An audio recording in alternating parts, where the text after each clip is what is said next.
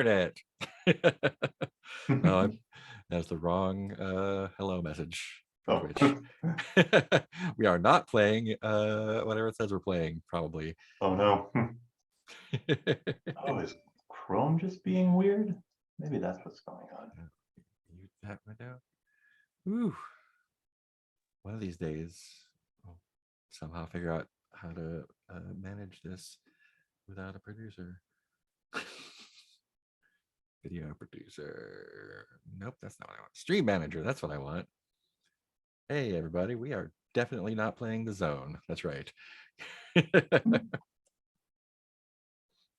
Wizard's Grimoire in the zone.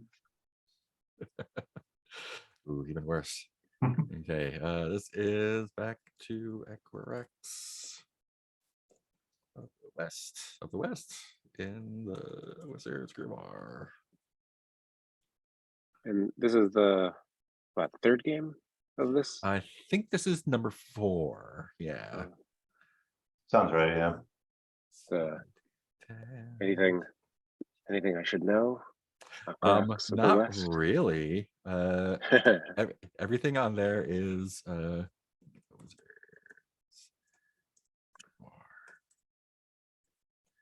okay. Stream is better now. And chat. There we go, just in case. Yeah, so basically Equirex has been on a couple of adventures so far. There was a circus, right? There was a circus. There was a carnival thing last time with Mr. Magnifico. Mr. Fantastico. Mr. Fantastico. Yeah, where I think I joined it, I think, or I was apprenticing to Mr. Fantastico, and they gave me like a cursed tent to sleep in where the past 4 people had died in it. And I was like, all right, cool. And nothing happened for the first 2 nights. And then I got somehow sucked into like the ghost world. Yeah, ghost dimension. We're doing some ritual with the people there, and I was supposed to be the 5th, and they somehow got transposed into the real world, and there was a big fight, and we win. And no more ghost. And Mr. Fantastico kept his job. I think I did do like one like actual magic trick as part of the app, and then moved along. But basically every episode ish is its own more or less thing. There's a bunch of starting circumstances in the book that we can choose from, and the only thing that is, I mean, not the only thing, the main thing that is persistent is me, the wizard. I'm Equirex of the West. It has a kind of 70s TV show vibe to me, yeah. like the Incredible Hulk, you know. Yeah, Comes to move town. along. So I'll show up somewhere where something is happening or be in the middle of something, and stuff will happen. My long-term goal is to unlock all the parts of this book, which has been torture for me personally, because I've had the PDF for several years, and I have not read the parts that I have not unlocked. And as a game designer, that has been torture for me. Oh no. I've been very good though. So yeah, my goal, both as a character and as a player, is to unlock more parts of that book. There's a dozen pages at the back of that PDF just taunting me. And so our goal is to help you, right? Your goal is to provide a fantastic world for me to interact with. Let's see. So I've unlocked the first 2, one of which lets me dispute a wizard's will. So if someone else is doing some magic, I can work against it or cancel it or turn it back on them. The second section taught me how to proclaim a malignant lethargy. So I got sleep spell basically. And but it's more subtle and wiggly than that. And I think the next section I'd like to look at is section 3. And to unlock section 3, I must subdue the safeguard that Abiesta placed on that section and study it until I have an insight and thus reach a breakthrough. And if I study it without first subduing the safeguard. Uh-huh. It says it subject or it exposes you to sections 11 through 13, which Embrace the chaos. might be fun, might not be. Who knows? So yeah, at some point I'll be. I guess my actual next goal is to figure out how to subdue a safeguard, a magical safeguard that was put on the book, and then study it with the insight. But if I wind up studying it without, More pages. things will happen. More pages to unlock. Cool. Mhm. And so as far as volunteers go, which is what they call you're basically co-GMs for me. Your goal is just to say fun things. I'll ask you questions and you answer them. We'll min-max lots of dice, is my understanding. Yes. The main rule is that you both have to agree on a thing that happens. So that makes sure that y'all agree on a thing. There's a sheet called the bestiary, which is very limited. It just basically says like, this is what the world is like. Yeah. Relatively standard sword and sorcery. This is what humans are like. We know what humans are. And wizardry is like strictly Vancian, where you're like calling in plasmids and putting them in your brain to get them to do the things. And then they are bound to books and scrolls and brains and whatnot. So that's pretty fun, actually seeing like a real Vancian magic system working for me. What does Vancian mean in this context? So Jack Vance is a fantasy / science fiction author who wrote a lot. Tales of the Dying Earth is the big collection of short stories. They're pretty entertaining. They are of their time, so there's some stuff in there. Yeah. But that's basically where like D&D got all its like spells and the whole idea of like spell slots. Because interesting. Yeah. You can, as a wizard, you can only sort of wrangle as many plasmids or patterns in your brain that are these spells, and when you release them, they're gone. They're gone. Yeah. And so as you get to be a better wizard, you can contain more of these energy creatures in your head. And clearly like wildly abstracted for D&D, but that's I really enjoy the fiction of it. Game wise, it takes a specific kind of game to pull it off, and I think this one does. So it's kind of nice to see. Cool. Sweet. Let me pull up the starting circumstances and see what kind of stuff we have. Spawning circumstances. There's a whole bunch. Ben, give me a number 1 through 12. 12. 12, great. Okay, let's do this. So I am visiting an abandoned estate in the wilderness outside the city, with an eye to claiming it for my home, my workspace, and eventual seclusion. So we'll start off by me asking questions to set the stage, and play begins when I arrive at the abandoned estate. So I assume this is a bit after the whole Mr. Fantastico deal. That was the last one. Yeah, that was the last one. So an indeterminate amount of time has passed. The amount of time that passes between Hulk episodes. Right. One Hulk has passed. one Hulk has passed. One banner. So Bruce, not whatever his name is now. Imperial Banner. Other one.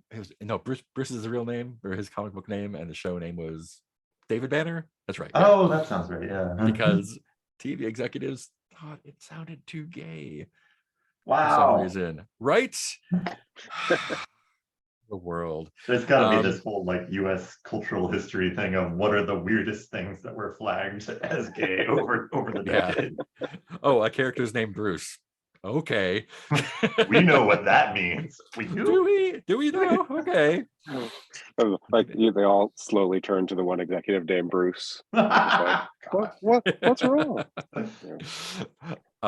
Cool. So a banner has passed, and one David has passed, and so Aquarax of the West is after some travel approaching an a abandoned estate in the wilderness.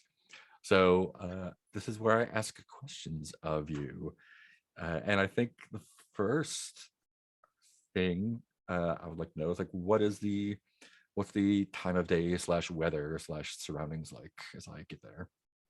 Hmm.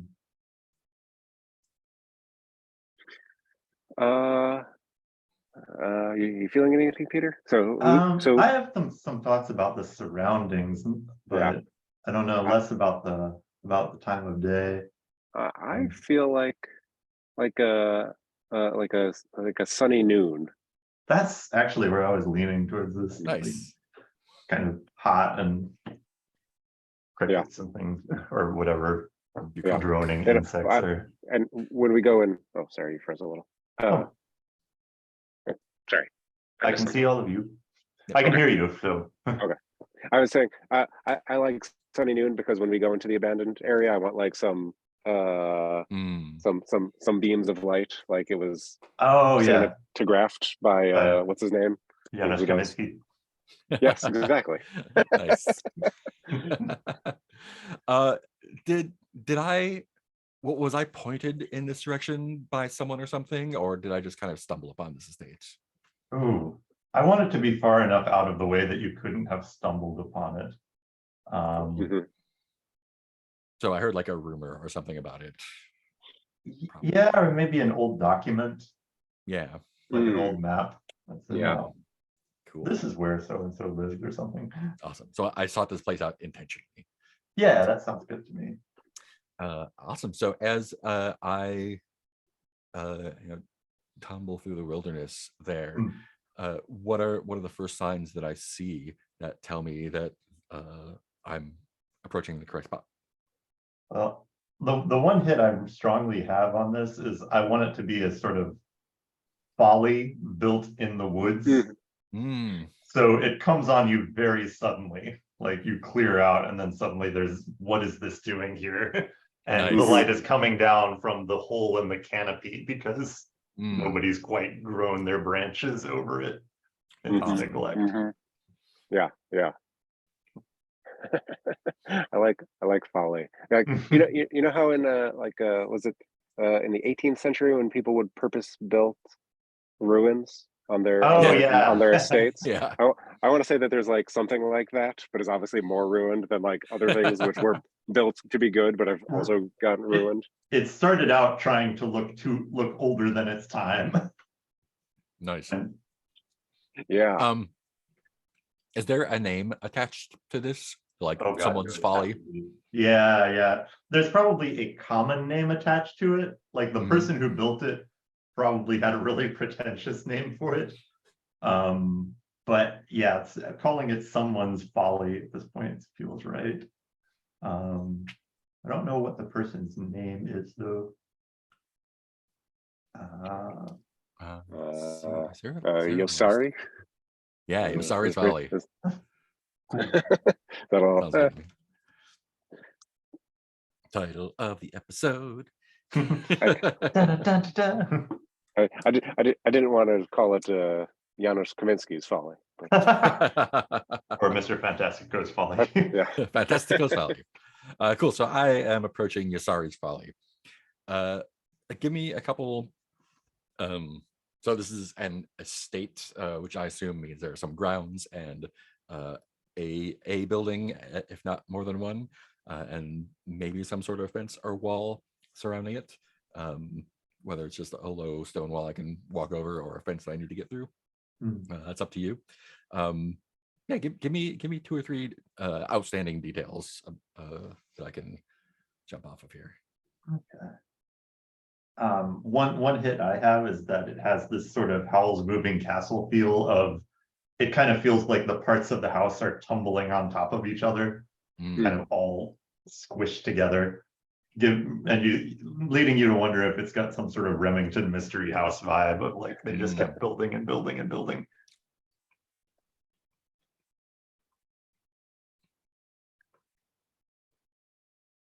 Mound of house forest clearing.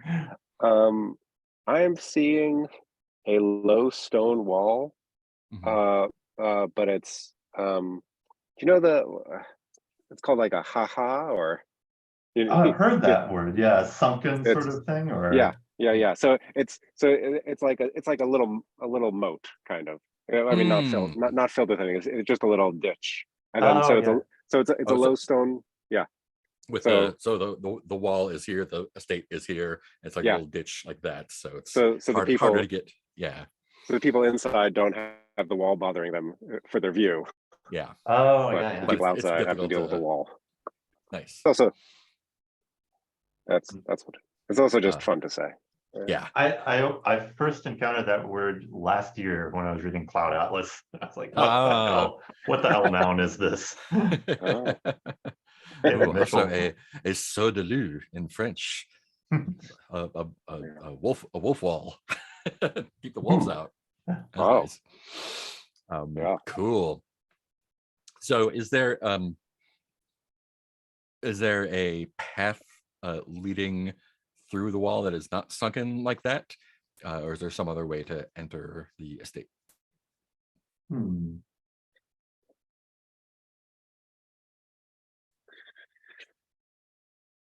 I feel like maybe it has a yeah. gate unless you have a different hit. No, yeah, no, I think gate. And, Yeah. and probably over ornate metal gate. Nice. Yeah. Yeah. Cartoon pearly gates action, except it's now rusted and Yeah. vine covered. Can I easily open the gate? I kind of want to say yeah. Yeah, I was Cool. thinking that too. Awesome. Like It's I mean, like yeah. the difficulty is perhaps not coming from it's like it's almost too easy to get in, and you're just like, Mhm. what's going on in this place? Yeah. Maybe. Yeah, and since I've decided like I'm gonna make a base here, like as Acrorax goes like through, like cautiously goes through the gate, making sure there's no magical wards or anything. It seems a little bit too easy. After I'm like, okay, cool, this is just a gate. I'm gonna need to secure this somehow when I move in. Probably with magic, which I don't have that kind of magic yet. So maybe there's something in the book about it. Awesome. Tell me about the building or buildings that are on the estate.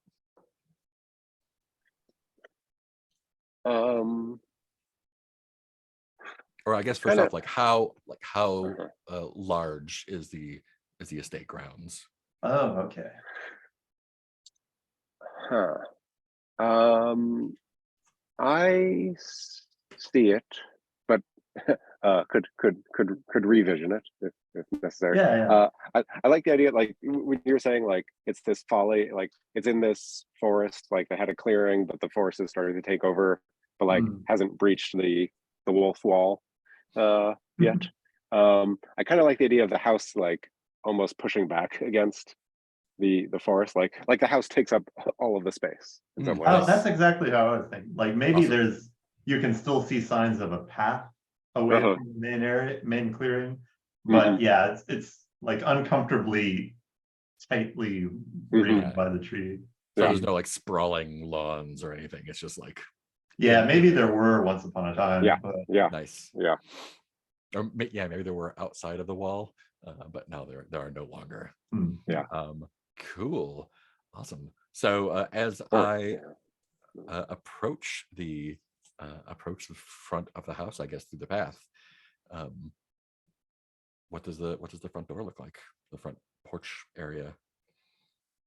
Do estates have porches? I don't think so. Depends on the estate, I guess. Yeah. Yeah. I feel like this just seems terrible, but like there are bas relief faces carved into each of the doors, made to look very old style. Nice. But Yeah.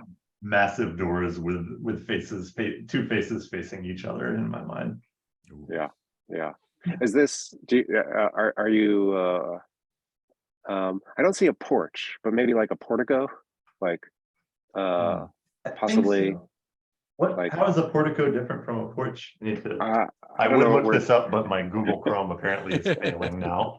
yeah, While that other stuff was going It's like less of a lounging porch that takes up the front of the house and more of just like the little entryway. Like Yeah. there's the Oh, little, that makes sense. Yeah. little Yeah. like not much wider than the door. Yeah. I see it as just But like my house has a portico, I guess. Oh, Like, yeah. yeah. Does it have like Oh, maybe yeah. some columns holding up a little overhang? Yeah, I got Uh, Chrome working, so I can finally like, oh, right, that. Yeah, this feels right. It feels almost like a whole porch would be too organized for the house. uh-huh. Right. There's a Yeah. large rectangular area Yeah. where you can sit Yeah. outside. No, it's just Yeah.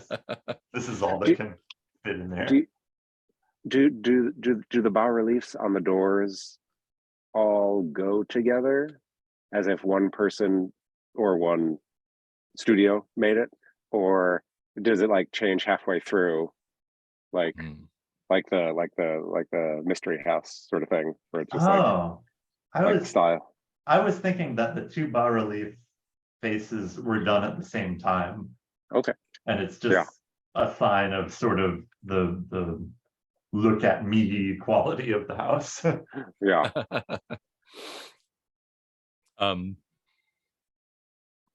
Do the faces look familiar at all, or are they human? Oh, those are good questions.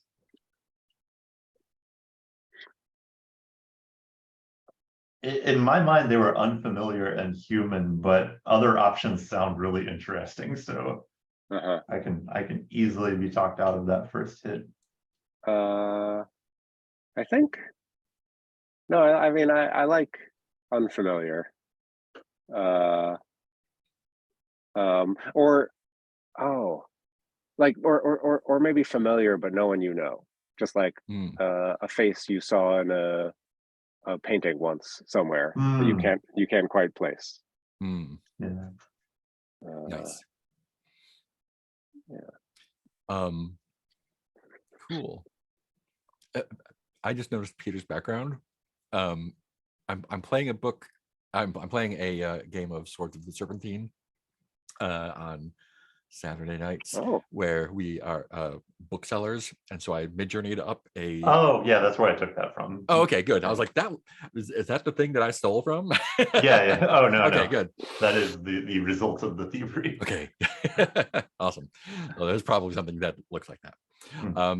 Cool. And so the bas relief is on the door. Was my thought. Yeah, there's like maybe there's like a couple of kind of molding panels on each door, and one of them frames the face on each. I'm not expecting anyone to be there, but I bang on the door and just call out, "Hello, is anyone home?"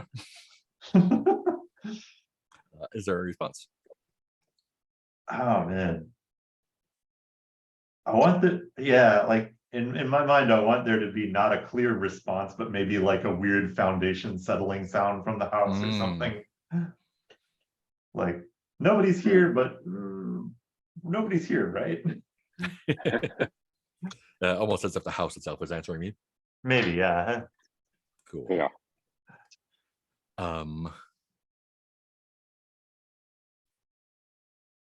Cool. I think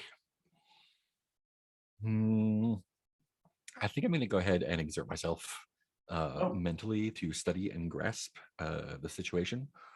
First, let me go through. So the way that my stats work, ambitious, bold, cunning, and virtuous, they're based on some questions that you answer when you're creating a character, and between sessions you can change the answers to those, so your stats can just vary. So I'm still willing to face dangerous obstacles. I will not pay for my companions who ditch me.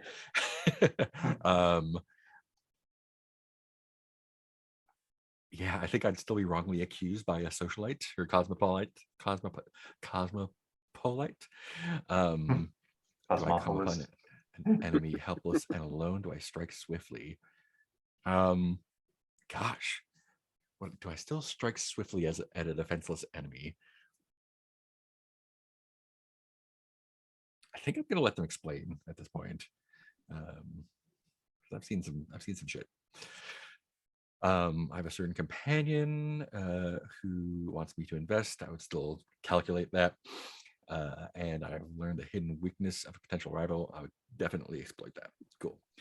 So that does change my attributes a little bit. I have 3 ambitious, 1 bold, no cunning, and 2 Oh, no. virtuous. Cool. So that means to study and grasp a situation's nuances. That is looking at I think ambition and, well, it's my fantastic character creeper calculates it automatically. So I actually roll 4 dice, it looks like, for that. Ah, That's pretty nice. Let me double check and make sure my math is right on that. Oh yeah, that's highest quality +1. That is 4 dice. So the way it works is I roll that number of dice and count each 4, 5, or 6 as a hit, and go from there. So I think did I do a dice roller here? I think I would have a dice roller. Roll with me. I'm just gonna use our between dice roller because it's there. oh, cool. Acrex. So I'm rolling 4d6 and counting the hits. Study. Ah, there we go. Yeah, let me drop the dice roller in chat for Ben. And I'm going to be using Firefox for the time being because Chrome seems to be the thing causing my screens to go blank and Fantastic. occasionally crashing out. Cool. Ooh, that is 1 hit and 3 misses. Oh no. That's fine. That's good. That's good. That does it. So I'm taking a second, a minute to look around, get a feel for things. On any hits, I can ask as many questions as I want, as about I directly observe. But I can also ask questions about what my gut tells you, like the following. I can ask 1 per hit. So I can ask 1 good question about this. And the best question off the list, which I am always happy to ask, is everything cool here, or is there something going on? Ooh, let's see here. And what is that thing that I notice? I'm leaning towards something going on. I don't have any hits on what it might be. Yeah, this is specifically with the door, or Just the situation. Mhm. Basically, read a sitch. Yeah.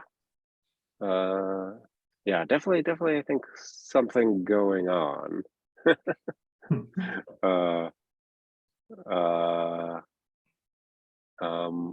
What are the what's the scope of something going on? Like I wouldn't say like, oh, it's haunted by this person who was murdered in this way. Anything that I might get a gut instinct for, I think. Okay. I might have it in. Mhm. The house is still growing. Ooh, nice. Love that. Is that cool with you, Ben? Mm-hmm. Yeah. Cool. The house is still growing. Cool. So if you can make it your home base, you'll have more territory as time goes by. Yeah. I love it. Yeah. Cool. So I will attempt to enter. If there's no response except for the groaning of the house, possibly sprouting a new what do you call the thing over windows? Gable. Yeah, I will try the door and see if it opens. Does the door open? Yeah. I'm fine. Yeah. Cool. Awesome. Cool. So I sounds like nobody's here. Pop open the door and enter what I assume would be the foyer of the house. Let me do a paint the scene-ish question here. What do I see in the foyer of the house that tells me that the previous owner left on purpose instead of like they evacuated the house instead of just yeah. dying somewhere?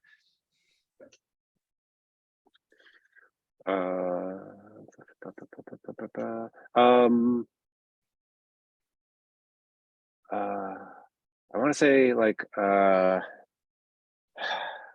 what about like a space on the wall where a picture was, or a space on the floor where some sculpture was? Mm. Or maybe just lots of like dents and discolored spots like that. Yeah. Yeah. It's like the stage between somebody has moved out and we are Mhm. prepping the house to show to. Staging the house. Yes, Yeah, thank you. yeah. So it is unstaged. Awesome. Peter, what else? Oh, geez. So something that indicated that the owner left without, or left on purpose. Oh, geez. I'm totally blanking.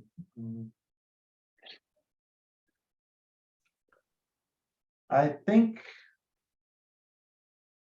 yeah, I think there's some sort of correspondence left behind.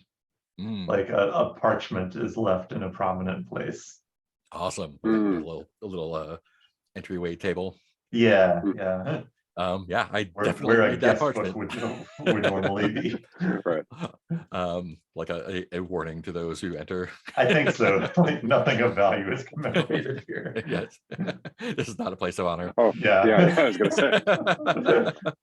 Cool. I'm definitely reading that parchment. What does it say? What kind of details can I glean out of that? Oh, I have a hit on it. That this is dumb, but like it's clearly like a legal release of liability sort of thing. Like where, Quillix v. Sanderson declares that while still the rightful owner of these grounds, he has found himself sufficiently indisposed by the properties of the property that he has taken up residence in the city. But this vacancy does not indicate relinquishing rights of property or of, or of tithes upon the area. Is it signed Yasari? Is that the builder? Oh yeah, Yasari should be the guy. Yeah. Okay, cool. Yasari Willoughby. Yasari Willoughby. Is this just like a standard like legal document, or is it magically binding somehow? Ooh.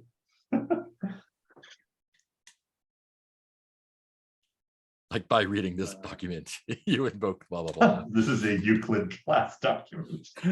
Exactly.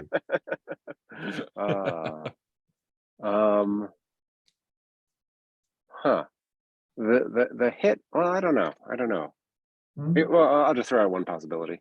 So the document says, I still own this house, even if I never move back. Signed, you're sorry, right? Mhm. That was my idea, yeah. No, I don't.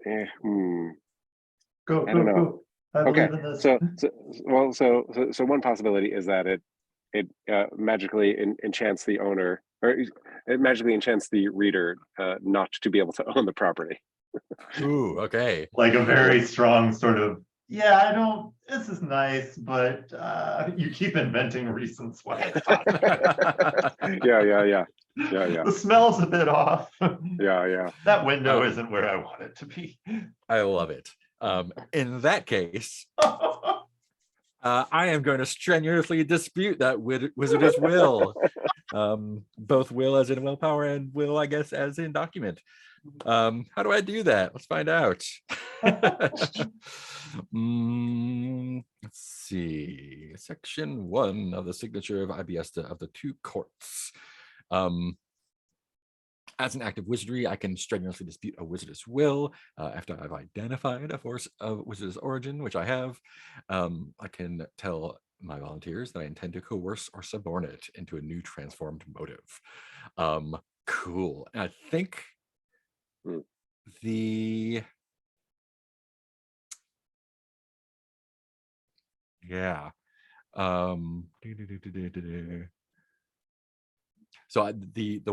choice that seems most appropriate is that it obeys me now instead of the wizard who created or invoked it.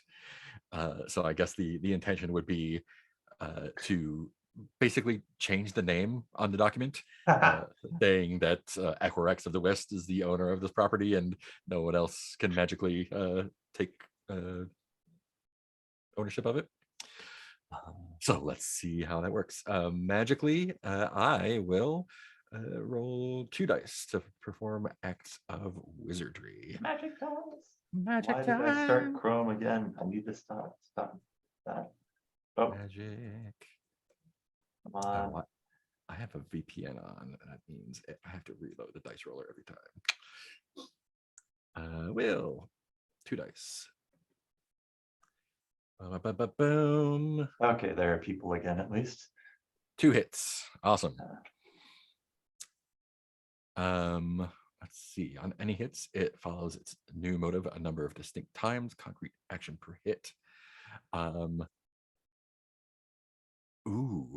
I have to ask again periodically until the spell expired. So basically, I get two good effects on this. I rolled as well as I can roll, but it's probably of limited duration. So I think. So I guess the what are the 2 concrete effects that happen as a result of my opposition of this wizard's will? I'm fighting with computer problems right now, I'm afraid. Fair. Sorry, can you repeat the question? I can't see anything right now. So yeah. So I got 2 hits on the wizardess exertion roll, which means that whatever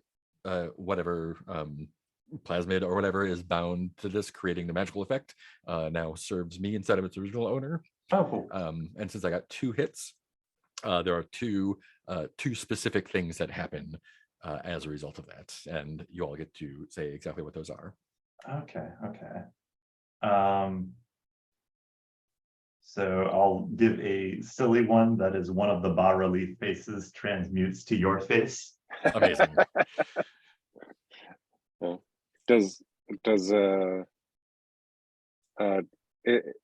is the document changing to your name and possibly your handwriting?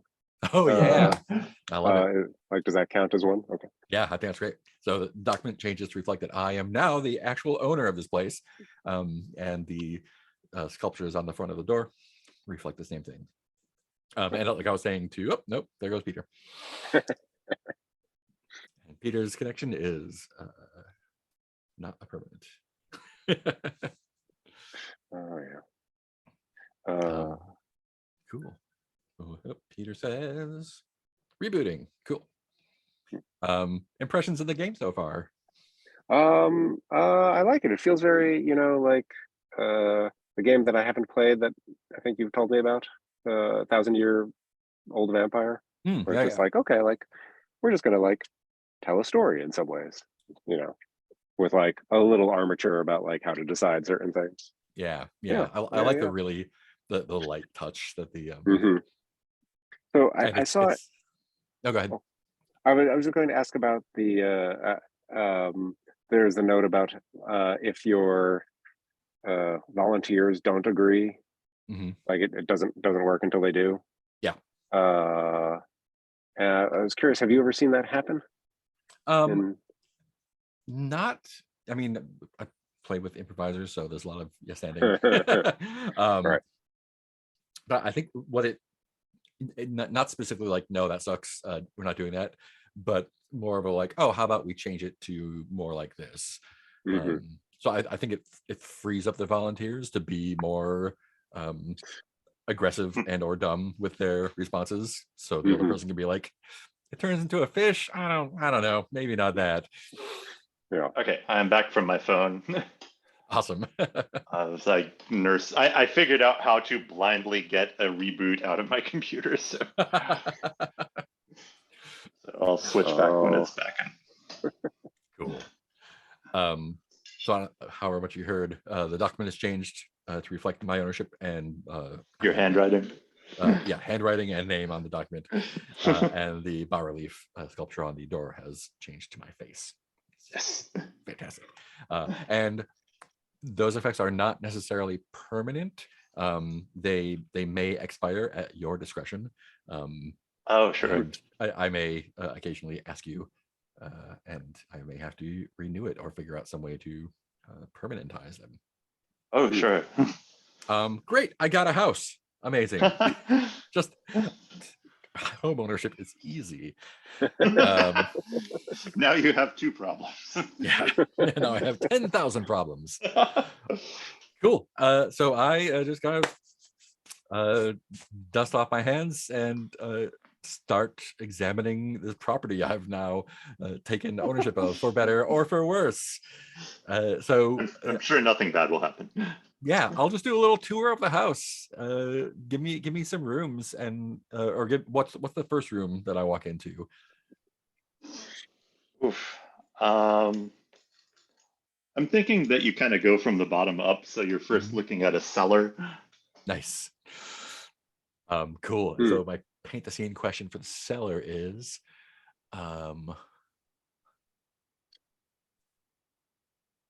what did the previous owner store here that could not be stored anywhere else? Ooh.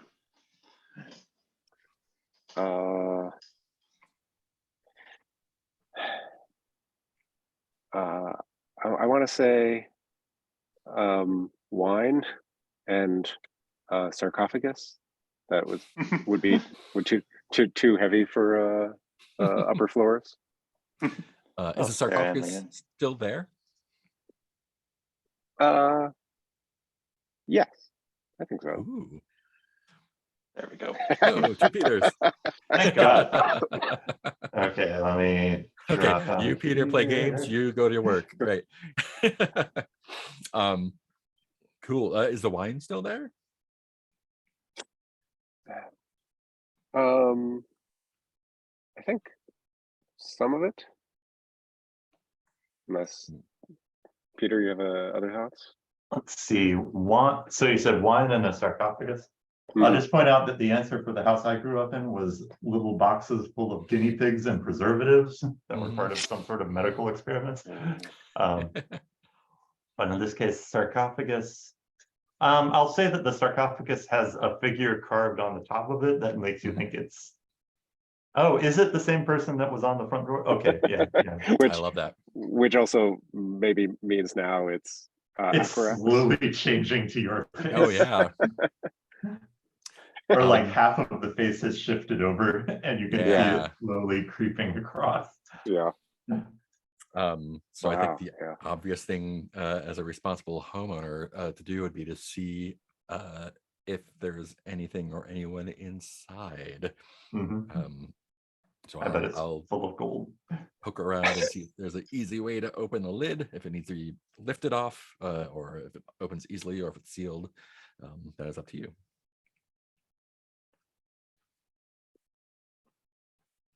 Yeah, I kind of want it to open as easily as you would expect that to open. Like it is still a giant piece of marble, so you're gonna have to kind of work out the physics of that. But I don't feel like there's anything magical keeping it. Cool.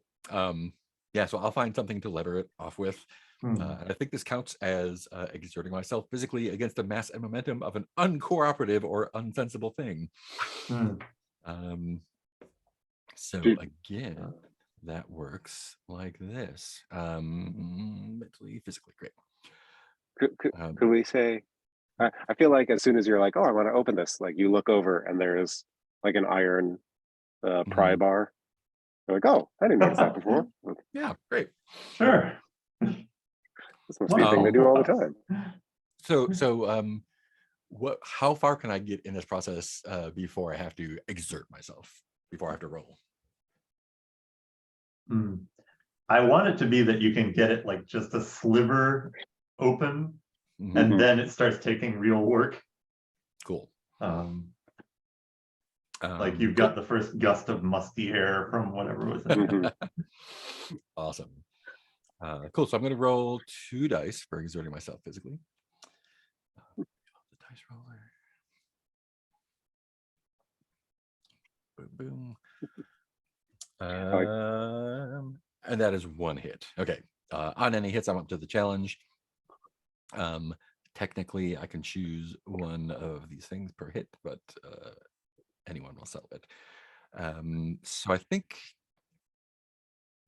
The I think the requirement for this is I have the endurance for it. It's not that it's like with the pry bar, it's not that it's too heavy for me. It's just that it takes a lot of work and it could be exhausting.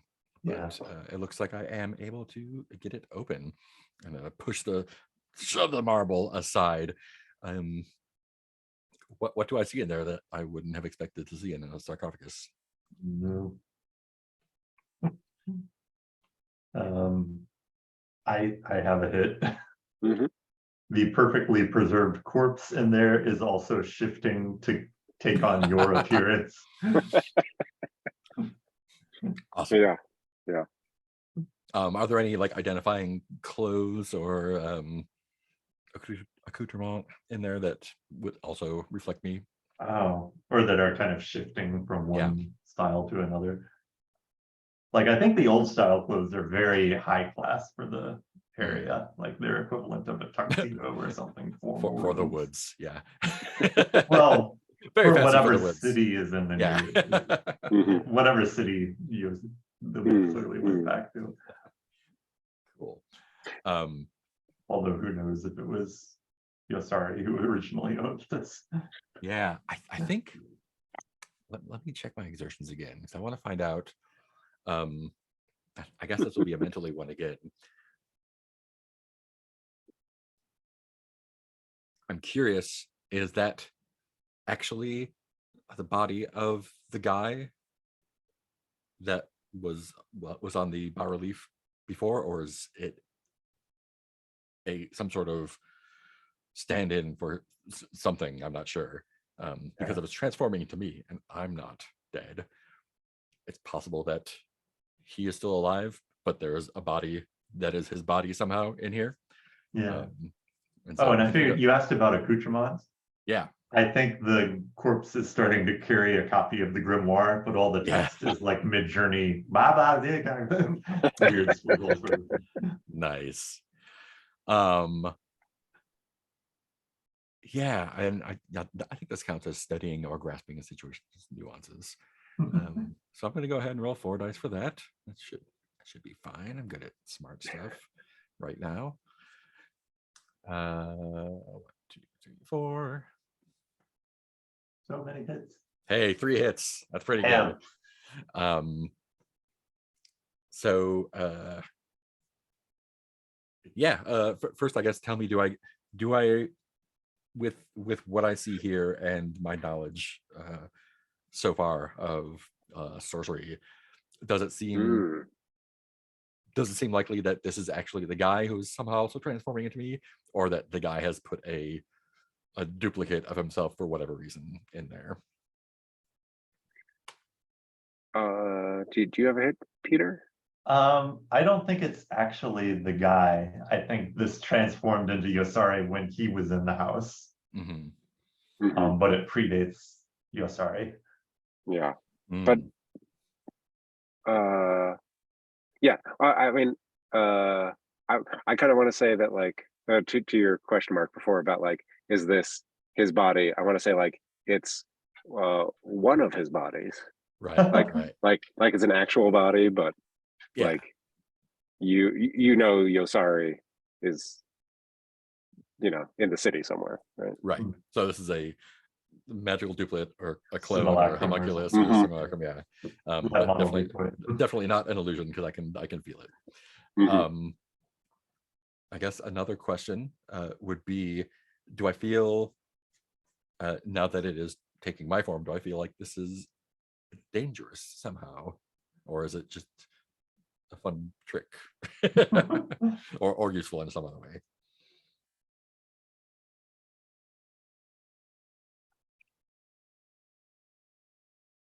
Yeah, I do wonder if your character's internal response is, this could be useful.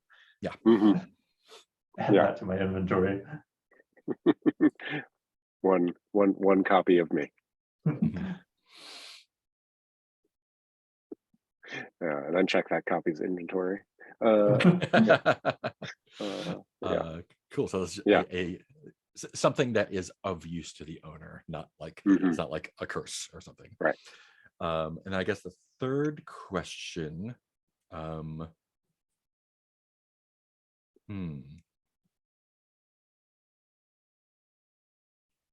What do I think would happen if I removed the body from the sarcophagus?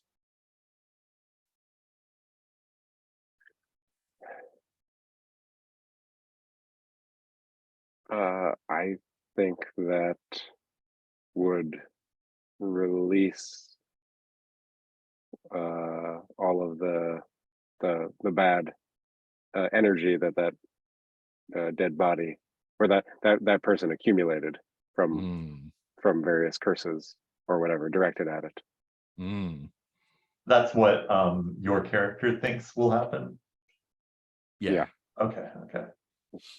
So like you see, and you're like, oh, of course, this is a Fernagel's curse trap. Yeah, it's like a Dorian Gray's portrait for curses. Awesome. Great. I think that's a fantastic addition to this house. Close up the sarcophagus. No more with that. Whoever made this was clearly intelligent and discerning. I probably noticed that the best of the wines have probably gone with the previous occupant. But I'll take a bottle of whatever is left. Mad Dog 2020. Yeah, Mad Dog 1020. And retire to a more comfortable room to sort of relax into my surroundings.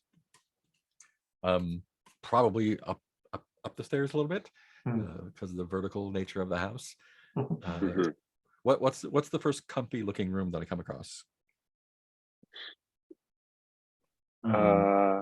Peter, did your old house have like a front sitting room?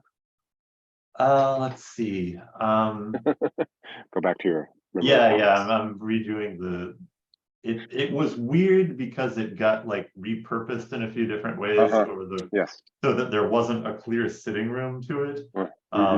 There was one entrance that used to be the main entrance that just went out into, there's a sitting room over to this direction, there's a living room this way, there's a big staircase up here, but then no one actually used that. They went in, I think, through the kitchen generally. But yeah, I don't know if that's helpful. Well, I don't know. I don't know. I was like a front sitting room as just like a funny, like, this is for company, right? Yeah. I feel like maybe there's a front sitting room, but there's only one chair that's been left. And it's clearly one that they just didn't want to take. It looks comfortable, and you're just like, oh, I'm angled all wrong. Yeah. That's why this is so weird.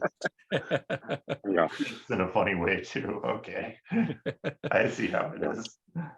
Yeah. I'm gonna say I just found something to drink out of and sit down in the chair and pour myself some of that wine and relax after a long day of trudging through the forest. Drink. Get lit. What happens when I doze off?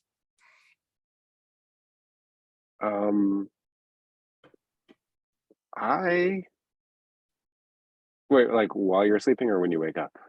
Either, yeah. I'm probably like I'm exhausted, relaxed, and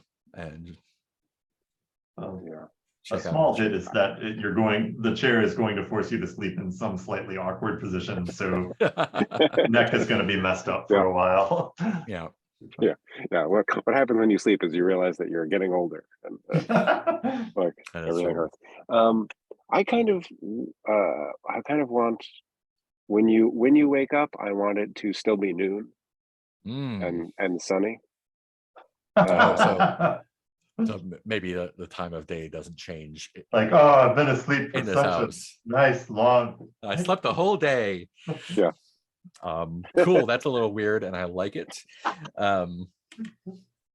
Awesome. I'm gonna try and find whatever passes for a library or workroom in this house. Okay. Is there something like that, or an equivalent? Let's see. I want there to be a room with an orrery in it, like a model. Yeah. Nice. Solar system. The top floor. I want to say So is that a thought that like Aquarex has? Like, oh, I want to check the library or workroom. Yeah, I want to see if there's anything I Mhm. can research here. Mhm. Yeah. Well, I kind of want to say that like I don't know the next room you go into is like half library, half workroom. Oh, Nice. yes. Oh, so am I getting the impression that the rooms are kind of adapting themselves to what I need? That's part of the sort of Yeah, that's yeah. Are we nice. looking at books that are also written in Midjourney Babel? uh, Yeah, I love it. Like, yeah. Well, here's a great dusty volume. What? What language? This isn't a Yeah. language. Oh God. Cool. So I think I'm rested. So I think it's time to sit down to work in Yeah. my new house. So I'll take out the signature of Abiesta of the two courts and lay it out on the work area. And so there's a magical safeguard on the next section. Oh, right. What's the nature of that safeguard? Like, what either have I like did it do something to me when I tried to read that section, or do I get a feeling, or is it like clearly magically protected somehow? What does that look like or feel like? I have a hit that like you started just trying to read it, and as you got like several words in, it was sort of like the semantic satiation thing where you say a word over and over again and it just kind of falls apart into sounds. Yeah. Like you could feel yourself losing the capacity to read as you like there is a binding on this chapter such that and then for like an hour afterwards, if you tried to read other things, it was just all of it was garbage somehow. Awesome. That's not good, Ben. Yeah. Cool. So my goal is to counteract that some way. I don't.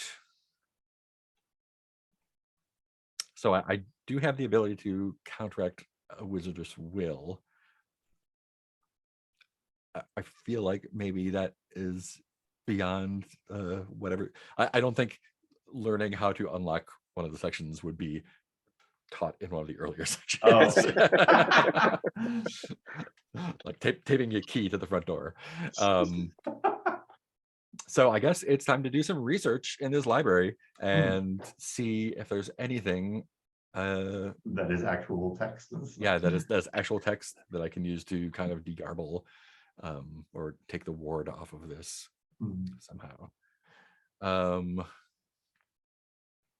There's not necessarily an exertion for that. So what kind of magic study material do I find here?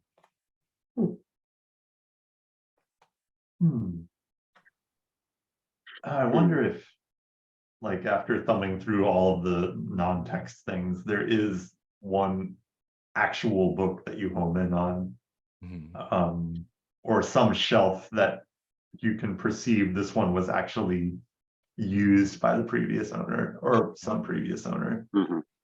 The rest is like the magical version of like books by the foot. Yeah. Or could there be a thing that where the bookcase opens out into a secret area? An actual library? Yeah. into the real library. I love that, Ben. Good. Yeah. Cool. Yeah. So puts the Kindle back and yeah, the actual library appears in front of me. What does that look like? I think this room was not ransacked, or like I think it's a small like what's the word? Oh gosh, I guess yes, it's a closet. And it's not ransacked, it's all original. I don't know, that's what I was thinking. So maybe the person who left previously didn't even know about this place. Yeah, that's my take on it. Yeah. Great. I'm gonna start going through the real books and see what I can find. the wardrobe or whatever it is, wardrobe of books. What do you call a wardrobe of books? It's a tiny library. Yeah. Cool. What do I find that I think might help? Hmm.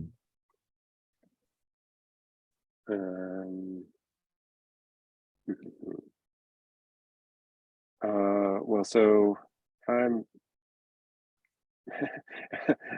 I know anything about occult literature. I'm imagining a lot of this is like fakes and cash grabs and compendiums of other people's knowledge, which you already know. Become a wizard in 10 days. I fell for that one.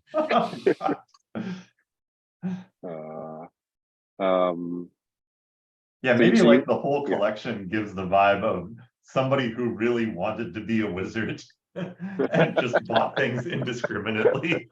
yeah. No, that fits Attacked. with the folly, right? That's Attacked. Oh no, sorry, you just came here to have a good time. yeah. Someone. Yes, there's a lot of things. It's not organized. Someone clearly was interested, but not well versed. Not discerning. Yes, and among the among the dross, I guess, let's say, is maybe like a slim quarto that you haven't seen before. Ooh. Is there a wizard's name attached to it? I'm getting something that sounds like Valencia, but it's not quite. Peter, can you? Valentine. Valentine's Valentine? Quarto. Yeah. The Valentine Quarto. Yeah. Yeah. The Valencinia Quarto. Cool. Added to notes. Awesome. I am gleeful with this discovery. Maybe it was actually like inside the cover of another book. Oh yeah. And yeah, take it out to the workroom and start my research.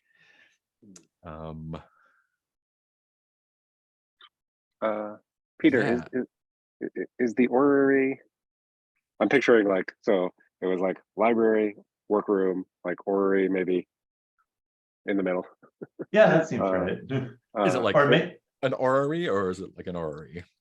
I'm thinking it's like a big thing that occupies the whole ceiling of this. You Awesome. can see the planets sort of squeaking around, moved It's by still some running. unknown engine. Nice.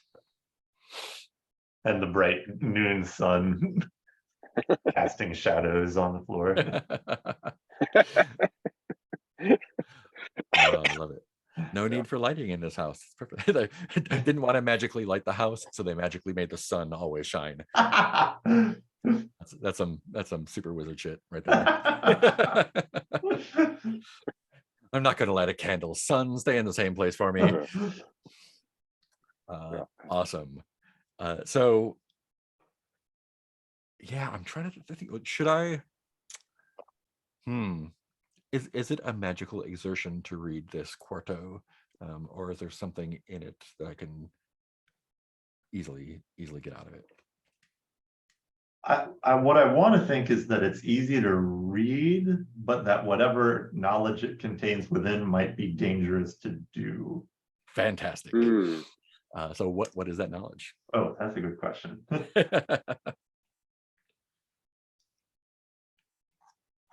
Oh.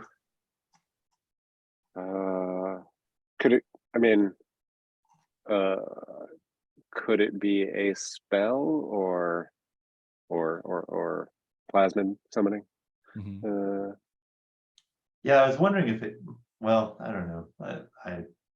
It could be related to the magical things we've seen associated with the house. Oh. It's like a house of requirements kind of. Oh yeah, that's true. Yeah, I'm into that.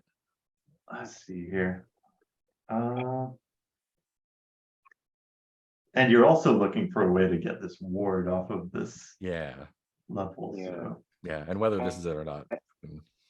I want to say maybe it's just the Valencine kind of sounds like Valentino, Mhm. which then makes me think of other great Lotharios. Yeah. I want to say that like okay, so that's my idea. There is a charm here to pass through locked doors. Most of the quarto is lists of Valencine's many no. conquests. No. You know, Actually, do you know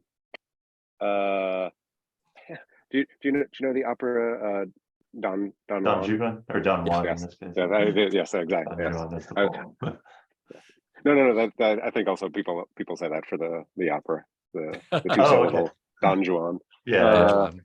Yes, there's a famous song. Well, famous. It's my favorite song. Hmm. The only opera I know, Il Tatalago, where the clumsy the clumsy servant of the Don, like tries to dissuade some woman from uh, getting together with him by listing all of his lovers. You Oh know, no. it's like there's 13 in Italy and Oh no. 56 in France. So it's like it's kind of like a summary of that. This isn't like a thick diary. This is just a little quarto. But Yeah. in this is this charm for passing through locks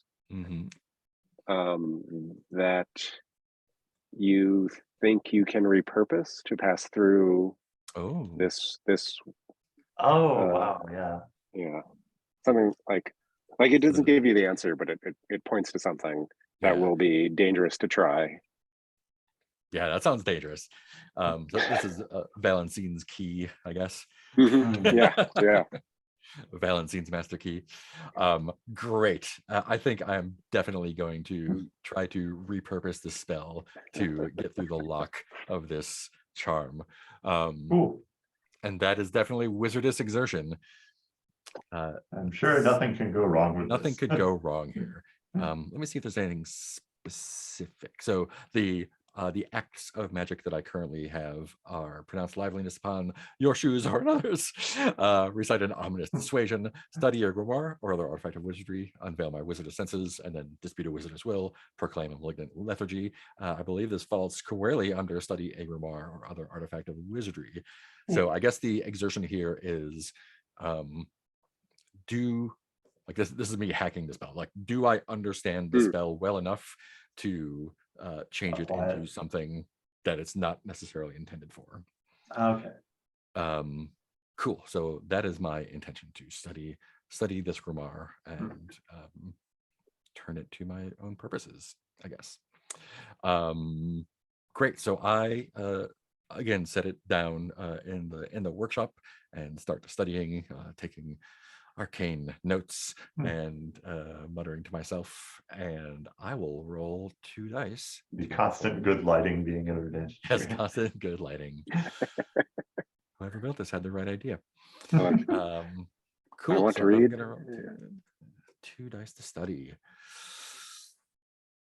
Oh, no hits. Combine them. Great. Oh no. So, on a miss, I become misled, befuddled, caught in false leads and false conclusions, and have wasted my time. Hit or miss, if I'm not satisfied with the outcome, I can choose one of these things. Tell you that I have a shortcut method to study this. Appeal to a tutor for help. There's got to be a book somewhere in there of shortcut methods to study grimoires. Tell my volunteers that I'm willing to forego food and sleep and risk both health and wit for a breakthrough, or telling them I'm willing to isolate myself behind locked doors and stern enjoyment, abandoning friendship and all company for a breakthrough. I think that last one is the most appropriate. Oh no. So yeah, I think having the opportunity to learn a new thing and kind of like show off to myself that I can twist the spell to my own purposes would definitely and it's noon here, so there's no reason to go anywhere. Hmm. Um, You got so wine. yeah, I've got wine. What do I need? I'm sure there's a kitchen somewhere. So then I ask my volunteers if that is good enough to get a free die to roll or to get a hit outright. Yeah. Sorry, this was locking yourself behind closed doors to Yeah. study. So I'm basically like locking myself in this workroom to study, and you all can either give me a free die or say like that works.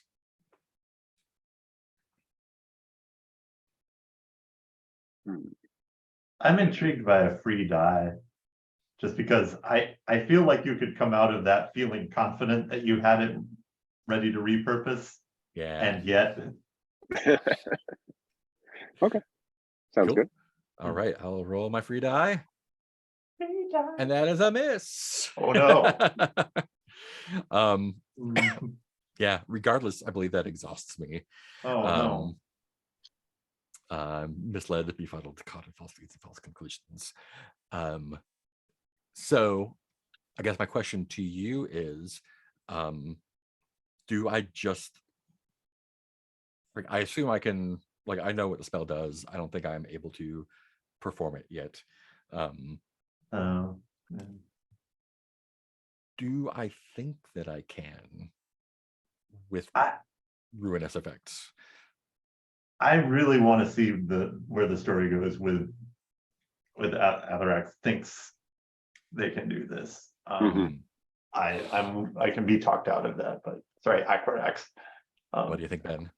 Yeah, I mean, I also like as soon as you got the two misses on the first roll, I was like, you know, like you jump up, Eureka, you know, I've got it. Yeah. But so yeah, I kind of feel like, oh yeah, it's like you've worked really hard. If you work hard, you should get rewards. Yeah. Oh, I guess I conjure bread to eat every once in a while. Oh, right, because you have That's yeah. Breadamancy. Cool. So I'm going to exert myself wizardously again to do that. Are you still in the workshop? I'm Slash still in the library? workshop. Yeah. Okay. I think So there's I'm a dumb waiter. Oh, yeah. I was gonna say just like in looking around the room for things, you open up this dumb waiter and find like a pot of honey for your bread. And of course, honey doesn't go bad, so it's, Of course, yeah. Yeah. Must have been here the whole time. Matter. Yeah.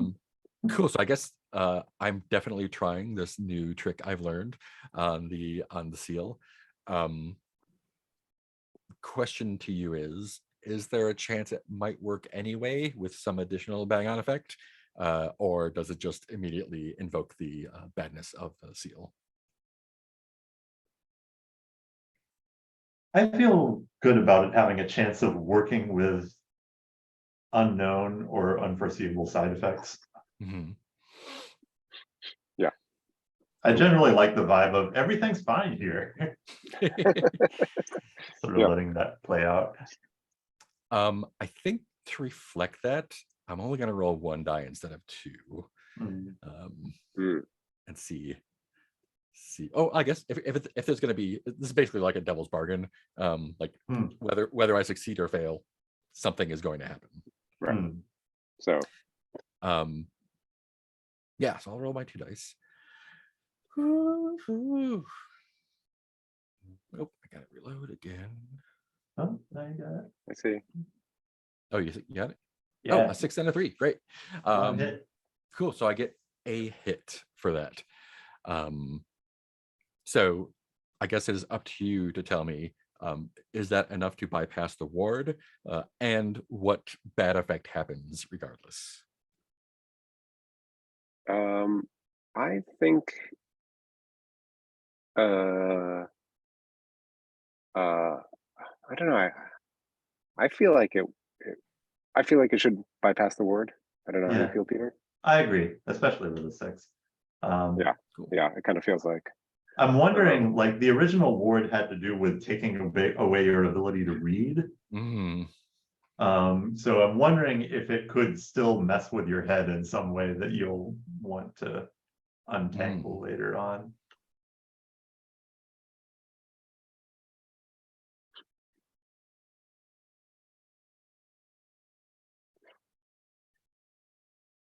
Yeah. Huh. Maybe it like moves the ward to something else in the house. Ooh. Okay. Like there's something else that won't let you pass now because it's locked. Oh, okay. Um, Or like you can feel the ward is now on the whole house. Uh-huh. Mm. So whatever would have happened to you if you read like whatever was happening to your brain, that's what's going to happen to you if you leave at this point Oh. without sorting out the ward a second time, right. which might be easy, I guess. But Yeah. Ooh. Does that sound good? Yeah. Cool. Sweet. So I have bypassed the lock by transferring the ward from the book to my new house. Great. Hey, what is the like? I want no, not Aphantasia. My wife is a hat thing. Is that Cat yeah. syndrome? No. Yeah, yes. I feel like because the house is bigger than the book, the visual agnosia. yeah, the mental effect should be bigger. It's not just like, oh, I can't read. It's like, oh, I can't like Recognize everything is like early AI generated. Oh It's just yeah. like oh, make me a sandwich. It's like, oh, it's kind of a chair and Oh no. like, what am I looking at? Yeah. Cool. So I think And maybe that applies to looking beyond the house now. Yeah. Like you suddenly see trees and you're like, what? Why are those Yeah. ducks there? Yeah. Great. So I guess you tell me, am I too exhausted and confused now to continue my study on the book? Because I definitely want to, but I may be too it may have taken too much out of me to continue studying the signature. I feel like it's a good time for your character to rest after. I imagine that was like at the edge of your abilities and Yeah. Cool. Mm-hmm.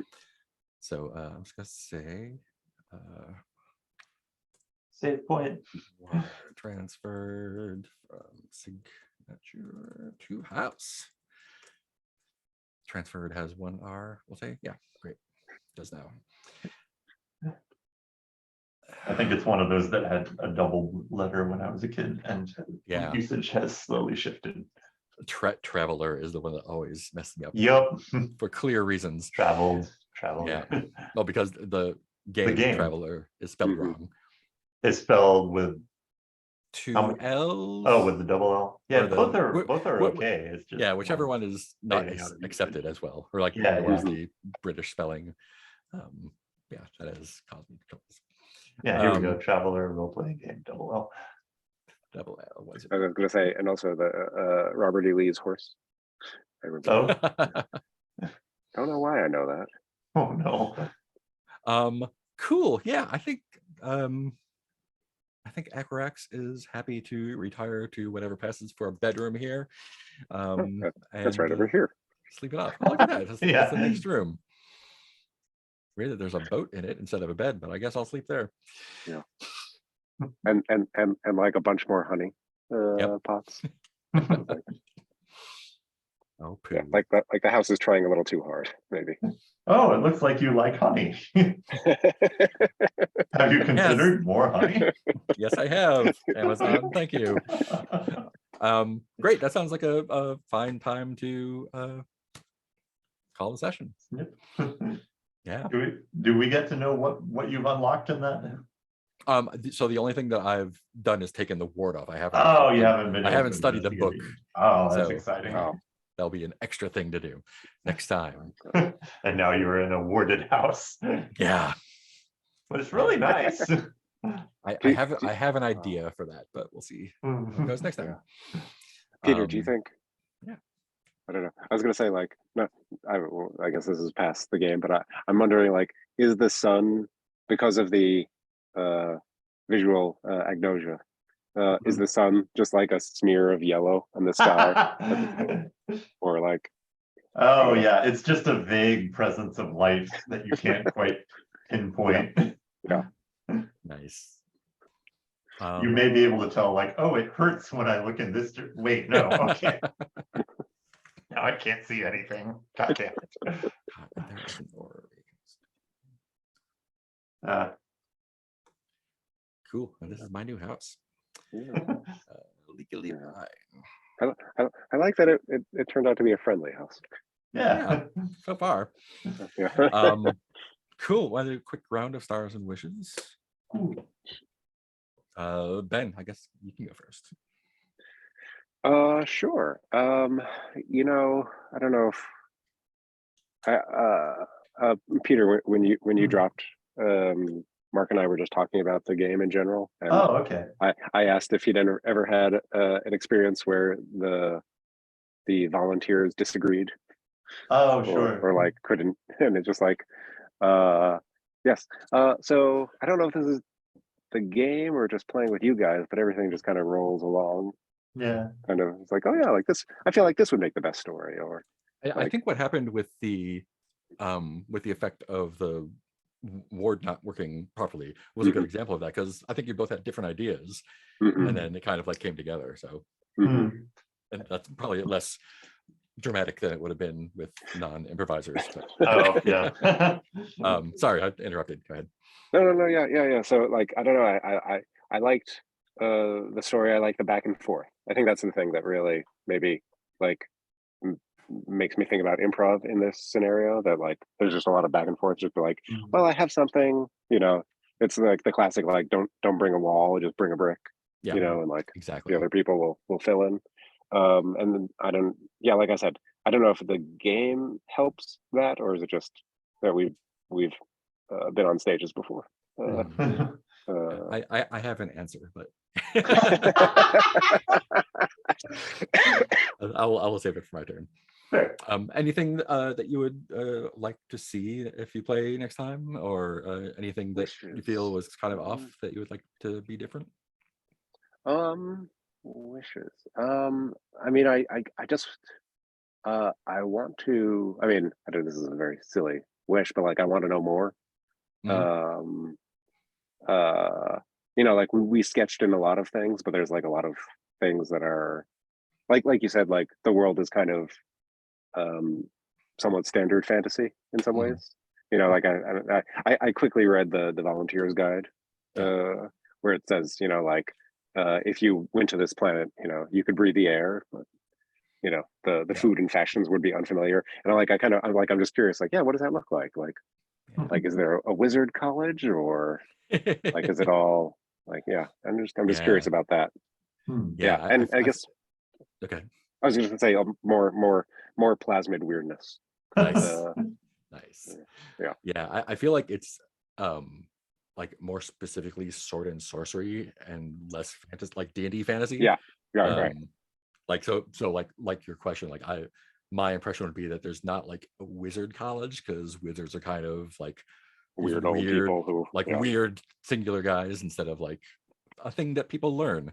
Like people don't use like magic in their everyday you know, cantrips and whatnot. But yeah, that's definitely something to be discovered about the world, for sure. Awesome, thank you. Peter. Cool. Yeah, just the overall vibe of this game and this play session was really like Ben was saying, just a lot of volleying the ball back and forth among us, or among the three of us, and that felt really natural and smooth. And yeah, when Ben and I had different ideas, it was just like quickly finding something that worked for both of us. I felt like I am enjoying going off on these like AI inspired riffs of weirdness. I feel like that's a new world of weirdness that's opened up for us in the last few years, of like, oh yeah, you walk in a room and there are a bunch of objects and they're indescribable, and now like all of us are like, I know exactly what that feels like. I will say it has that feeling of sci-fi improv where we've got like a whole bunch of, like, I think Ben was getting at this, of like, we create a whole lot of interesting things about the house, and it starts to feel like, I don't know if there's a way to tie this together and give a nice sense of, this is what's the deal with Yosari's mansion is, Yosari's folly is. And so put that in terms of a wish, it's like I hope there's some way to start kind of tying it together, or being willing to discover an underlying thing with the house of like, and then start joining in things to that maybe. Let's Would- see. Oh, go ahead. Sorry, just curious about the game. Would the next session start where we ended, or would you do like, I mean, you know, like a Robert E. Howard Conan, where it's like one episode he's, you know, a thief, and one episode he's a king, and it's just like, Yeah. oh, whatever, you know. Yeah. Would it just be like, oh, I'm wandering a desert now, and I'm scarred from whatever happened at the folly? Yeah, I think they're it's definitely sequential in time, so I wouldn't be jumping back and forth like that. Right. But Yeah. but it definitely could be a different starting circumstance. If we played again with you two as volunteers next, I might want to start in the house just as like see what the weirdness is. Yeah. But it'll work fine either way. Ooh. I think those were all of my hits. I also just really liked how much we were digging into this particular house. Yeah. It feels very much opposed to like, you're in a dungeon. Yeah. It has these dimensions. You know, it all felt really particular. Yeah. Cool. Any other wishes? I don't think other wishes. But I also want to point out, I think all of our virtual backgrounds have helped us get in the vibe of this dimension. For sure. But yeah, I think that's it for me. Cool. Yeah. I really enjoyed this one. I think I enjoy this game more every time. Last time was super fun. This was a different kind of fun. It was a lot cozier, it felt like. Because it could have been like super creepy cursed haunted house that I have to fight or something. And it was like not that on the surface, at least. It's like weird and cool, but not necessarily like horrible and dangerous yet. Which is an interesting, a fun tone to play with. Yeah, all the details are great. Same wish. I definitely want to find out more about all of this. I'm really excited to unlock the next section now. And I'm kind of, because I think this is the third wizard that we've actually encountered by name. There was Telenor at the Rising Loaf. Fantastico is a wizard, actually, not just a carny. And then Balancine, who's probably a wizard of old. And yeah, it's interesting to because like we said, like there's probably not like a wizard school.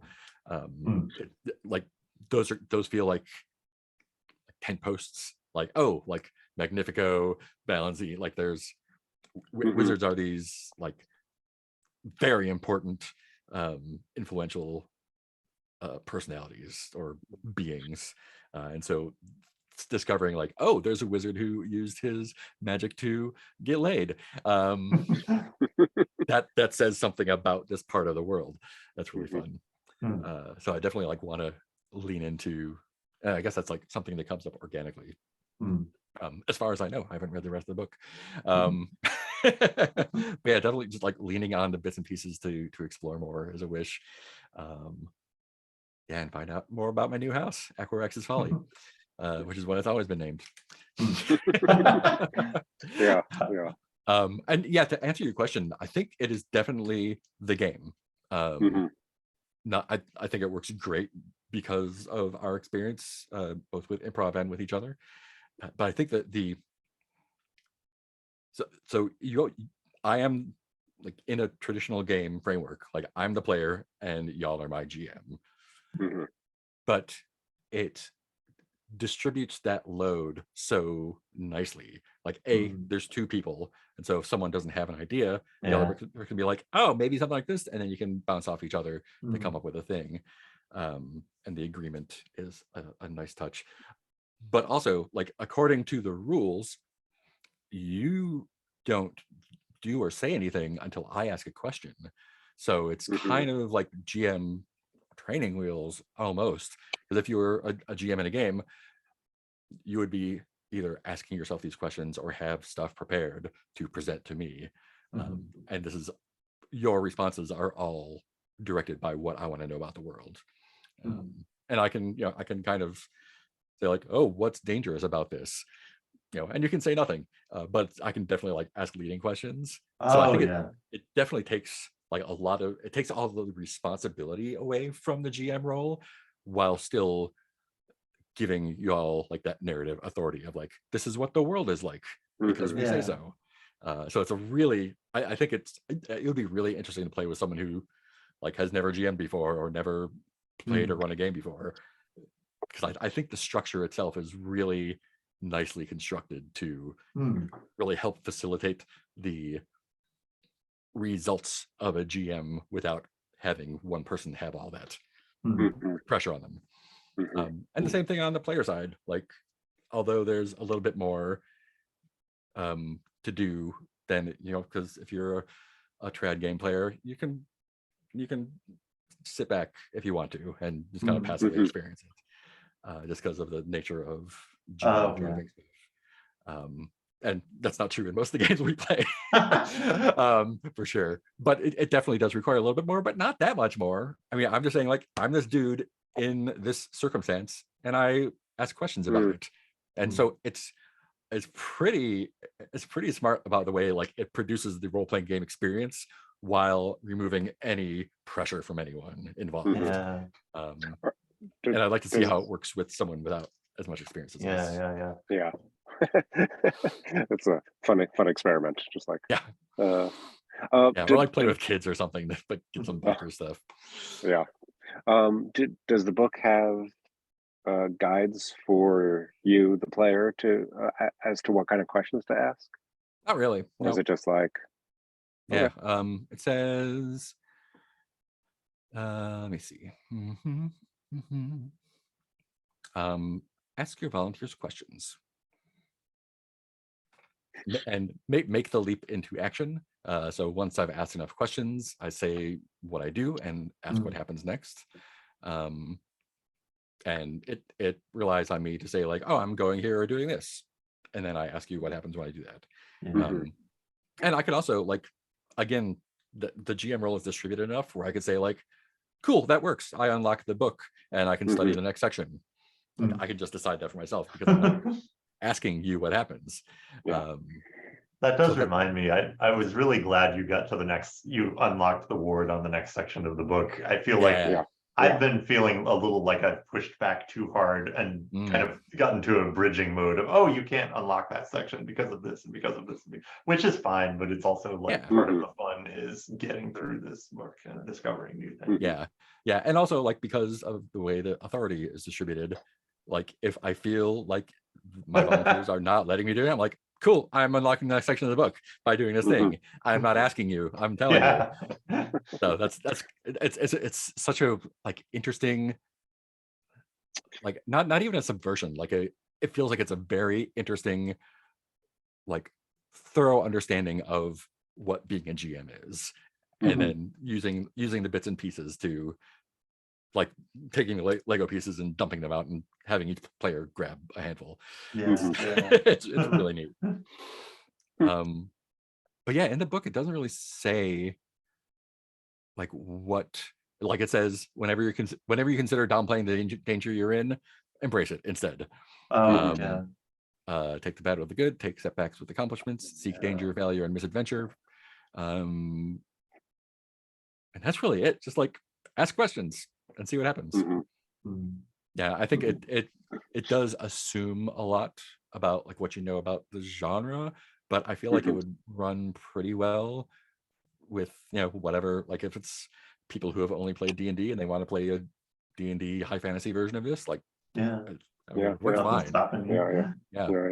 Or if they want to play a Harry Dresden version of it, like the city is Chicago, and okay, let's do this. And where Equifax is going, or Aquarax is going next. I call them Equifax. Aquarax of the West Side. Equifax, and you unlock the credit scores. People. Or everyone's credit report. I was gonna say it's the real sorcerer's power. That's a data breach. Yes, the curse is that like you unlock it for yourself and also everyone else at the same time. But yeah, no, very interesting. I'd be curious to see like what someone who has only played D&D versus someone who like, I mean, I'm sure we know people who have played Fiasco, but not other things. Where like this has like Fiasco has a little bit of that distributed. Oh yeah. And Yeah, also like not trying to maximize your experience points feeling that feels, you know, get yourself into trouble. There's something I was gonna say. I thought of Yeah. something I wanted to throw in. I'll buy you a little time of just like I found the contrast between last session and this one interesting in that the last session at the circus felt much more plot, or felt like it had a lot more plot events happening, which is fine. And this one very much felt like we were stepping back from things really having to happen and really reveling in creating this setting. Yeah, this was more of a Totoro thing where we're just Yeah, like, yeah. Yeah. And I like that the game has room for that. Yeah, and I think one of the other thing that is fun about this game, and I'm figuring out like what the pluses and minuses of it are, is that the volunteers can be different every time. Yeah. So like whether it's you know one of the 4 of the volunteers I've had already, or if I'm just like I'm gonna play and grab 2 random people, like it still works pretty good. It looks like Yeah.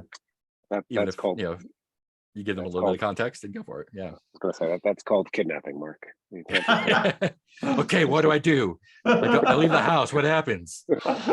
Help me! Oh no. Yeah. So for me, this is a great filler game for nights like this. Sure. Because like even if Ben could make it, I would be like, oh, I mean, Peter could do a volunteer job by himself, but also I could be like, hey, like a random person from a Discord or whatever, or grab I'm a T-Rex or whoever, like come and do a thing, or if I was just like, you know, I want to play this again, I'm gonna run it on a night that's not a night that we usually play on, and it was available. So it feels like a lot less organizing pressure for me. Oh yeah. How big are the sections? They're like a paragraph. Okay.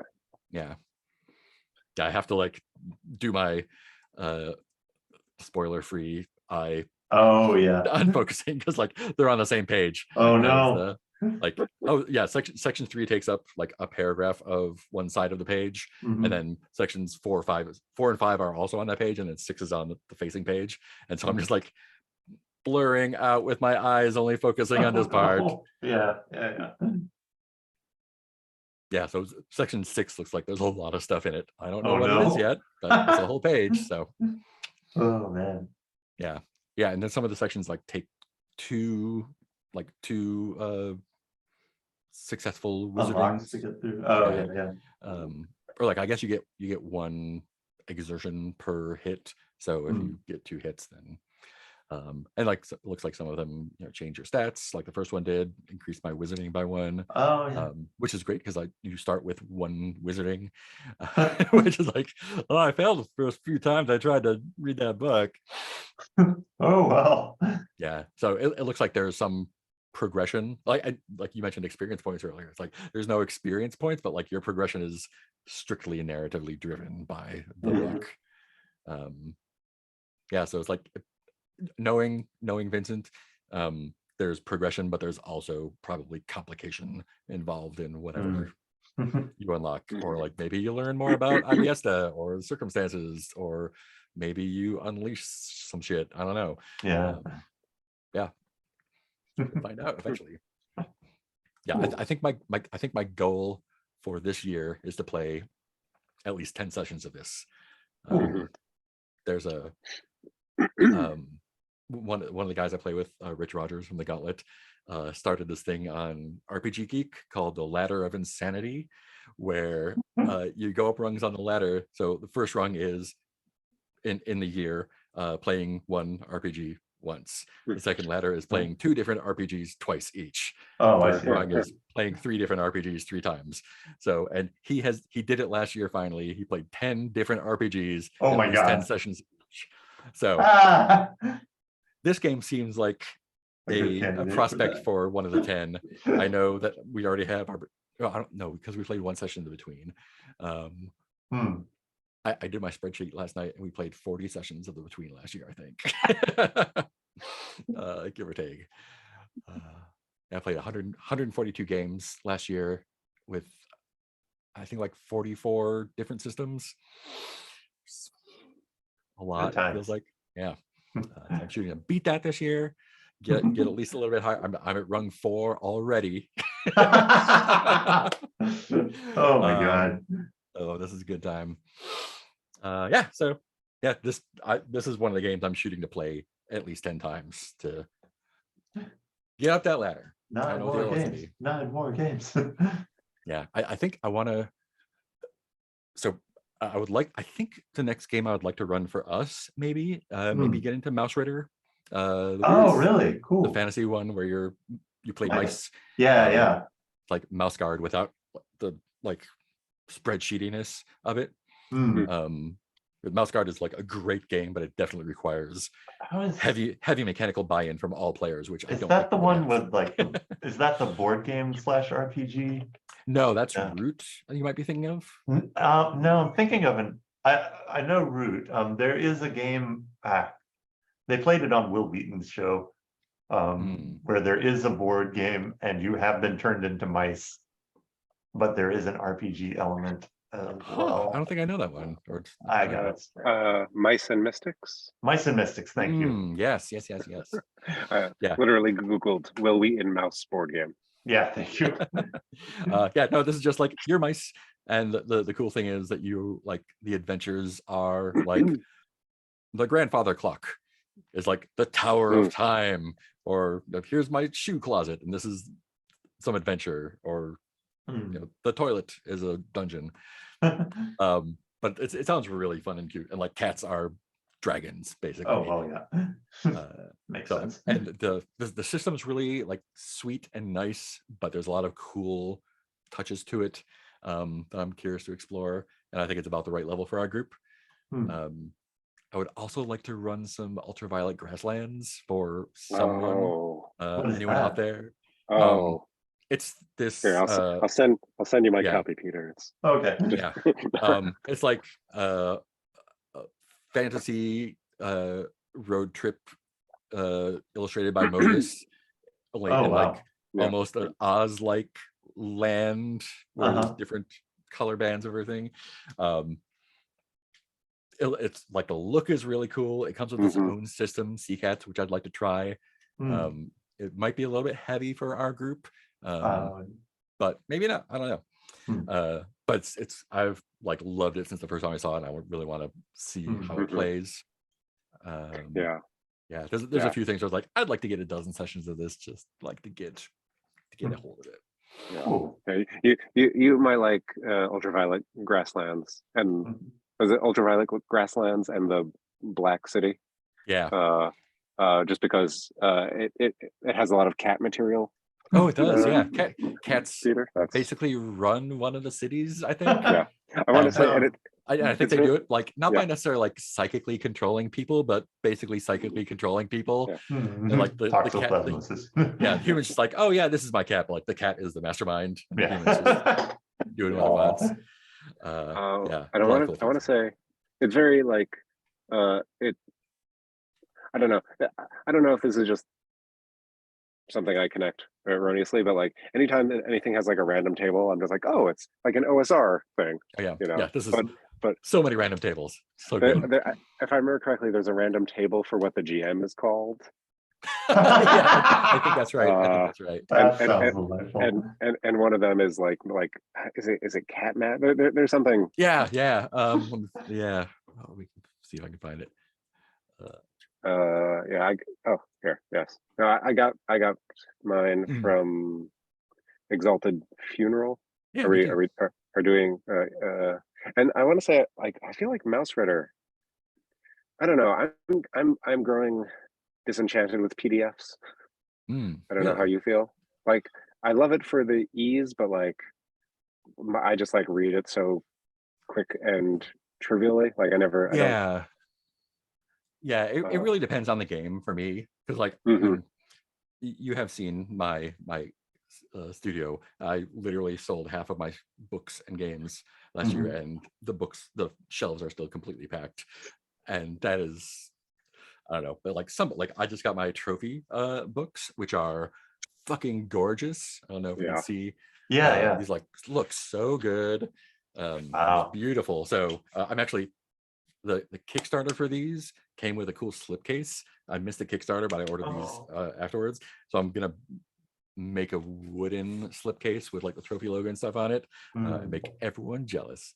But yeah, like, and I have like the Black Hack boxed set, which is so good. I got the OSE Old School Essentials box set, which is also cool. But like, I went through the PDFs I have from last year, and I had like 800 like, you know, and some of those I have in zine format. Sure. But if I got all the games that I've got one way or another, yeah, there would be no place for people in this house. Yeah. And you could reach level 1,000 on the ladder. Yeah. But yeah, I get you. One thing UVG is one of the ones that I really wanted to get the hard copy of, but he's releasing the second edition soon, so I'm going to wait for that one. Oh, I want to say one thing about this also, and like Mark kind of gestured toward this, is that it's I think it's just the one guy, right, Luca? Yeah.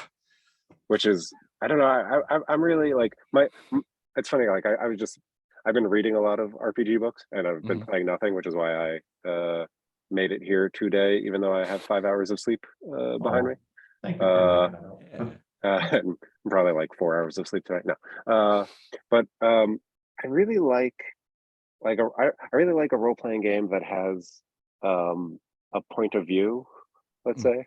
Oh yeah. You know, and like having one person do something is just like, oh, and like this is this person, like this is his, like, oh, he likes cats, okay, or like that's fun. Have you looked at Thousand Island? Oh yeah. The zine. There's so many good things in there. Yeah, and that's like a completely different, and that's a bunch of people doing that. Like, well, I think most of them are like one writer and one illustrator. Yeah, but it's like a Southeast Asian, or like it's through the lens of someone from the global South, and so it's like very different from what a lot of people think of as fantasy. It's just gorgeous. Yeah, and they're only like little zine formats, so like it is black and white illustrations, but again, they're like completely different than anything like in the D&D river. Oh, okay. Sorry. What is your special referee title? Cat's Paw. Cat's Paw. Game Golem. It's Mater D, but with a C, so like Cater D. Cater D. Prismatic Lady. Bass player. I don't know. I just love, like, I don't know. It's so silly in parts, but also like very interesting. Anyway, sorry. So yes. So UVG definitely want to run that at some point this year. Something I'm interested in. I'm pretty sure I could easily run 10 sessions of Trophy Dark and Trophy Gold. Oh, sure. Just by putting stuff up on the Gauntlet or in the Discord saying, hey, I'm going to run Roots of Kaldor. Let's do this. Like finding games to join is the hard thing, right? Yeah. Announcing that you're running something, everybody's like, oh, thank God. Yeah.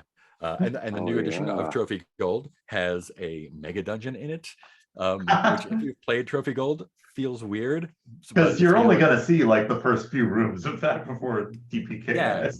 So like if you're not familiar with those, it's so Trophy Gold is like the more adventure-y version of Trophy Dark, but the dungeons are basically broken up into sets with props and whatnot in them, and each set has a set goal. So it could be like find the secret door, or discover who did this, or make it to the windmill or whatever. And so it's a bunch of like, it's a couple dozen sets arranged together into this like crazy mega dungeon. So I'm very much looking forward to running that. Yeah, and I'm running my Saturday game. It used to be Stars in the Dark, which was our Star Wars of Blades in the Dark, which was super fun. I volunteered to run the next thing that we're running, which turned out to be Galaxies in Peril, which is a Forged in the Dark supers game. Oh, And okay. we are explicitly setting it in post-blip MCU Manhattan. Wow. And I did a cold open that was like, oh, here's like a big fight where you each get to show off your things, and then the big bad enchantress shows up and just kills everybody, and then it cuts back to the coffee shop that they run as a super group, with Sylvie, the Loki variant, having coffee with them and saying, and that's what's going to happen if you don't if you don't change things. And they're like, what? Okay. And so now whatever happens between here and that, I have some ideas. Lightly, I'm sure. I kind of I feel like I need to go see Quantumania before I make any long-term plans. Okay. Yeah. Kang might be involved at some point, whether I like it or not. Yeah, so I've run Cyberpunk before. We played the Cyberpunk Blades in the Dark game. And Blades in the Dark is very like, we are criminals, we are a criminal crew or scoundrels focused on doing jobs thing, which feels like a hard turn to make for supers. Super villains, which they're not. Yeah. So I'm still getting a feel for how that works. And I've never run a long-term Blades game, so I'm still kind of figuring out some of the like downtime stuff and all that. Was the Star Wars crew like, you are rebels and this is your mission? No, we were criminals on level 1313 of Coruscant. And we were just a gang down there doing gang shit. Doing crime stuff. We did murder a whole bunch of stormtroopers, which did not go well for us.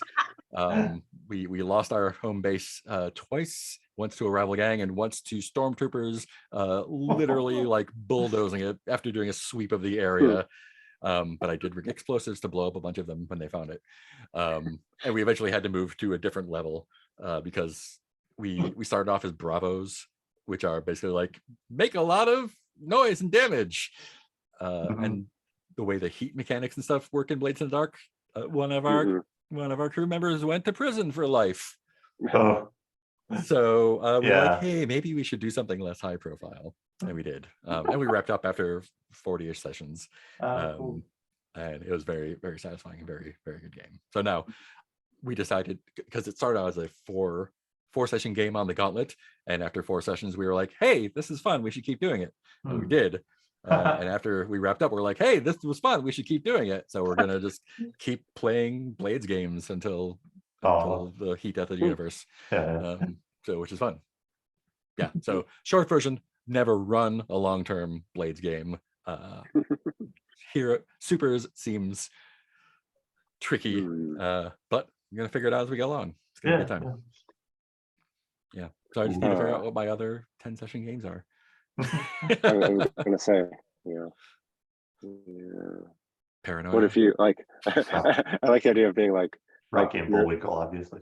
You're like 9 sessions in and like wrapping up the story, and you're like, oh, I just need one like quick just like a filler, some sort of bottle episode or something. One more job. Yeah. Yeah. It doesn't have to be the same groupie. Like I'd run, because like with Trophy Dark, I'm gonna run 10 different sessions of Trophy Dark because kill people. Yeah. Everyone dies. Kill characters. It might be fun because I haven't run any like strictly like Cthulhu like mythos stuff in a while. And so maybe like using Cthulhu Dark or some version of Delta Green to do stuff like that might be fun. Because I'm really good at it. Turns out.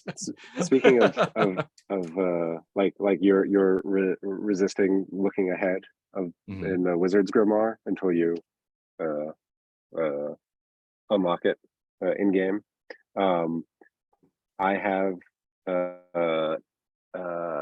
Impossible Landscapes, the Delta Green King in Yellow campaign, and I'm just like, I want to read that, but if I do, I'll never be able to play it.